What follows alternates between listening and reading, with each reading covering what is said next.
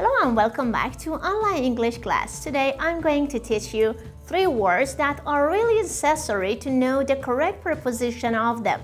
So if you want to learn, please watch this video until the end. The first word is superior. Superior. Superior, the correct preposition is to. Superior to. And it means better. For example, this is superior to that. This is superior to that. It means it's better than that. The next word is sure. Sure. Sure means certain.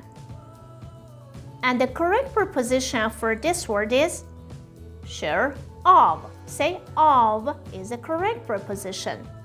For example, I'm sure of her honesty.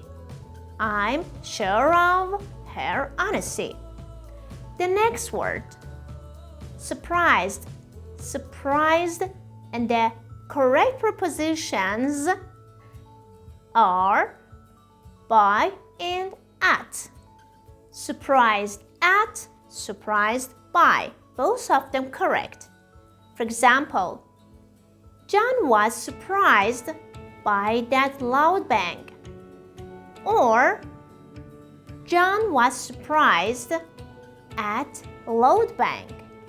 I hope this video was useful for you. Goodbye and have a great day. Bye.